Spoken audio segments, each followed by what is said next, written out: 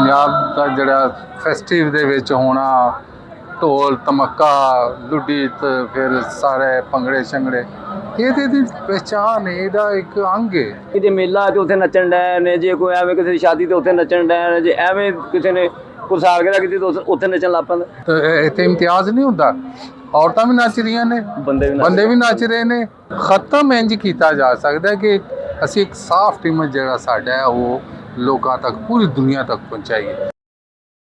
ਮੈਂ ਤੁਹਾਡਾ ਹੋਸਟ ਹਰਸੈਨ ਸ਼ਾਹ, ਤੁਸੀਂ ਵੇਖ ਰਹੇ ਹੋ ਸਾਡਾ YouTube ਚੈਨਲ 1 ਮਿੰਟ। ਤੇ ਅੱਜ ਪੰਜਾਬ ਫੈਸਟੀਵਲ ਦਾ ਹੋ ਰਿਹਾ, ਉੱਥੇ ਅਸੀਂ ਆਏ ਅਲਹਮਰਾ ਦੇ ਵਿੱਚ।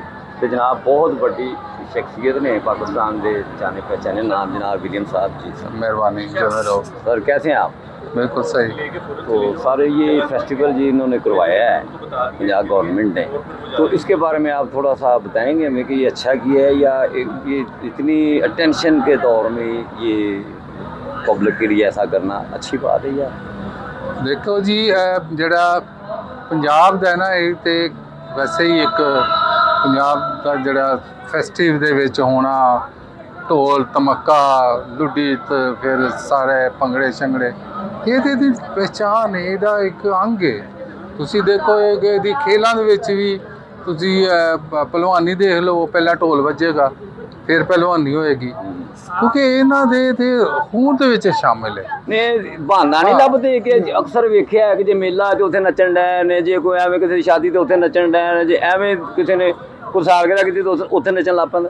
ਤੁਸੀਂ ਇਹ ਦੇਖੋ ਕਿ ਕੋਈ ਇੱਥੇ ਇਮਤਿਆਜ਼ ਨਹੀਂ ਹੁੰਦਾ, ਔਰਤਾਂ ਵੀ ਨੱਚ ਰਹੀਆਂ ਨੇ, ਬੰਦੇ ਵੀ ਨੱਚ ਰਹੇ ਨੇ, ਕਿਉਂਕਿ ਔਰ ਇੱਥੇ ਕੋਈ ਉਹ ਵੀ ਨਹੀਂ ਕਿ ਬੁੱਢੀਆਂ ਨੇ ਇੱਧਰ ਨੱਚਣਾ, ਬੰਦਿਆਂ ਵਿੱਚ ਹੀ ਸਾਰੇ ਮਿਕਸ ਹੋ ਰਹੇ ਹੁੰਦੇ ਨੇ ਔਰ ਸਾਰੇ ਨੱਚਦੇ। ਤੇ ਇਸ ਵਾਸਤੇ ਇਹ ਬਹੁਤ ਵੱਡਾ ਇੱਕ ਕੰਮ ਹੈ ਔਰ ਜਿਹੜਾ ਕਿ ਕਰਨਾ ਚਾਹੀਦਾ ਸੀ।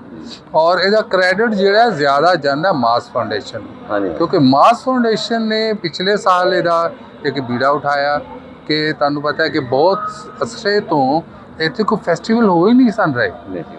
ਰਫੀ ਪੀਰ ਵਾਲੇ ਨੇ ਉਹ ਕਰ ਰਹੇ ਸਨ ਤੇ ਉਹਨਾਂ ਨੇ ਫਿਰ ਜੋ ਵੀ ਵਜੂਹਾਤ ਸਨ ਨਹੀਂ ਕਰ ਪਾ ਰਹੇ ਸਨ। ਅਜੋਕਾ ਵਾਲੇ ਨੇ ਅਜੋਕਾ ਵਾਲੇ ਕਰ ਰਹੇ ਸਨ, ਉਹ ਵੀ ਨਹੀਂ ਕਰ ਸਕੇ।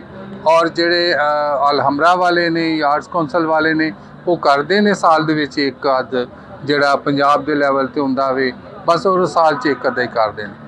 ਲੇਕਿਨ ਜਿਹੜੇ ਇੰਟਰਨੈਸ਼ਨਲ ਲੈਵਲ ਉੱਤੇ ਵੇ, ਕਿਉਂਕਿ ਇਸ ਵੇਲੇ ਪਾਕਿਸਤਾਨ ਦੇ ਮੁਤਲਕ ਜੋ ਵੀ ਇੱਕ ਇੰਪ੍ਰੈਸ਼ਨ ਹੈ ਉਹਨੂੰ ਖਤਮ ਇੰਜ ਕੀਤਾ ਜਾ ਸਕਦਾ ਕਿ ਅਸੀਂ ਇੱਕ ਸਾਫ਼ ਇਮੇਜ ਜਿਹੜਾ ਸਾਡਾ ਹੈ ਉਹ ਲੋਕਾਂ ਤੱਕ, ਪੂਰੀ ਦੁਨੀਆ ਤੱਕ ਪਹੁੰਚਾਈਏ। ਹੈ ਉਸ ਹਵਾਲੇ ਨਾਲ ਬਹੁਤ ਵੱਡਾ ਕੰਮ ਹੋਇਆ।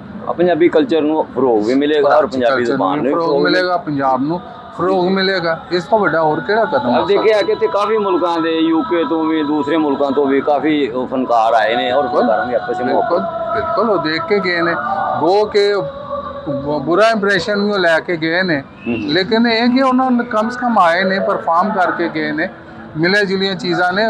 ਨਿਊ ਜਨਰੇਸ਼ਨ ਨੂੰ ਕੋਈ ਪੈਗਾਮ ਦੇਣਾ ਚਾਹੋਗੇ ਕਿ ਮੈਂ ਜੋ ਵੇਖ ਰਿਹਾ ਹਾਂ ਕਿ ਜਿਹੜੀ ਬਦਤਮੀਜ਼ੀ, ਤਲਖੀ ਕੋ ਵੱਧਦੀ ਨਹੀਂ ਜਾ ਰਹੀ ਨਿਊ ਜਨਰੇਸ਼ਨ 'ਚ ਜ਼ਿਆਦਾ? ਦੇਖੋ ਤੁਸੀਂ ਜਦੋਂ ਨਿਊ ਜਨਰੇਸ਼ਨ ਨੂੰ ਸਪੇਸ ਨਹੀਂ ਦਿਓਗੇ, ਇਹੀ ਕਰੇਗਾ ਨਾ। ਉਹ ਕਹਿੰਦੇ ਨੇ ਜੀ ਕਿ ਸ਼ੇਰ ਜਿਹੜਾ ਨਾ ਉਹਨੂੰ ਕਾਰਨਰ ਨਾ ਕਰੋ, ਉਹਨੂੰ ਨੱਸਣ ਦਾ ਰਾਹ ਦੇਵੋ।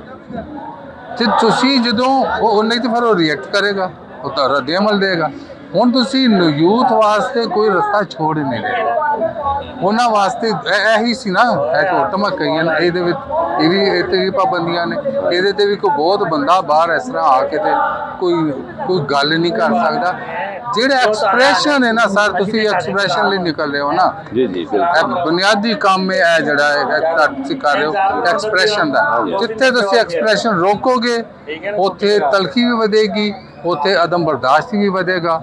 ਤੁਸੀਂ ਖੁੱਲ੍ਹਾ ਛੋੜ ਦਿਓ। ਨੌਜਵਾਨਾਂ ਦੇ ਵਿੱਚ ਅਦਮ ਬਰਦਾਸ਼ਤ ਦਾ ਵਧਣ ਦੀ ਸਭ ਤੋਂ ਵੱਡੀ ਵਜ੍ਹਾ ਹੈ ਕਿ ਅਸੀਂ ਉਹਨਾਂ ਦਾ ਜਿਹੜਾ ਹੈ ਨਾ ਰਾਈਟ ਆਫ ਐਕਸਪ੍ਰੈਸ਼ਨ ਜਿਹੜਾ ਉਹ ਖੋ ਰਹੇ ਹਾਂ, ਬੋਲਣ ਦਾ ਹੱਕ ਖੋ ਰਹੇ ਹਾਂ। ਬਹੁਤ ਬਹੁਤ ਸ਼ੁਕਰੀਆ ਜਨਾਬ, ਟਾਈਮ ਦੇਣ ਦਾ।